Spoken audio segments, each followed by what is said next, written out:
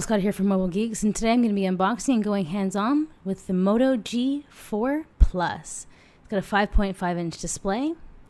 Look inside that box. We have a micro USB cable, a PSU that's capable of Quick Charge 2.0, a couple of information manuals.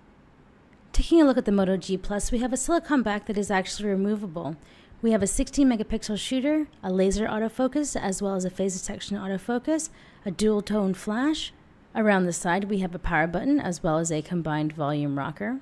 On the bottom, we have a micro USB port and the tiny little area where you can pull the back off. Around the side, we have nothing, and on the top, there's the 3.5 millimeter jack. And you see they have that kind of curved dip at the top that is very classic Moto style. Around the front, we have a 5 megapixel shooter, and then this is, of course, a 1080p display. If we pull off this foil, we can get a better look at the handset itself. Taking a look at the bottom, we have a fingerprint sensor that does not act as a home button. There's a tiny little hole just to the left, and this is actually the microphone. Taking a look at the UI, it's very familiar for Android, although I do wish that I could pull down anywhere on the display to get the notification bar to pull down. I do like that it has a dual LTE SIM card setup, and then of course the toggle menu is very familiar with stuff like flashlight in it. Once you head into settings, this is running the latest version of Android 6.0. I've always really liked the Motorola's iteration of Android because it does run a very pure version of Android. If you take a look at the back end, the menu structure is very simple. It's actually pretty fluid. If we head into memory, you can actually see how much memory you're using. And since this is a fresh startup, 886 MB used out of 1.8 gigs available, you're probably not going to want to run too many apps on this at once.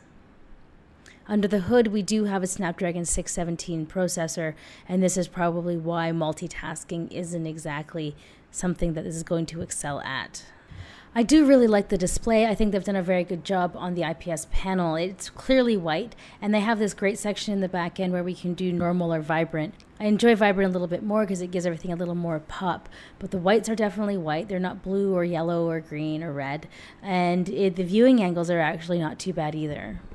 Now let's just take a quick look at the camera. It's pretty standard. They haven't changed the UI that much. If we pull it out from the side, we can actually see what we can adjust things to. It's automatically set for a 16:9 ratio, which doesn't use the full megapixel. There is slow motion as well, but it's 120 frames, but it's only got 540p, so that's actually a pretty small resolution.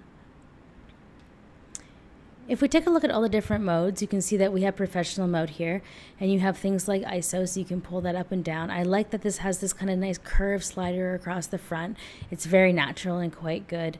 Now, if we take a look at ISO, let's see how low it can go. So it only actually goes to 100. I prefer it when it hits 50, because then when you try to take really good nighttime photos or say even star trails, you kind of want the lowest ISO possible. We are going to be having a full review of the Moto G Plus up soon. This was just our unboxing and quick hands-on. If there is something you want to see in the review, let me know in the comments. I'll have the review up in a couple of days. I'm your host, Nicole Scott for Mobile Geeks.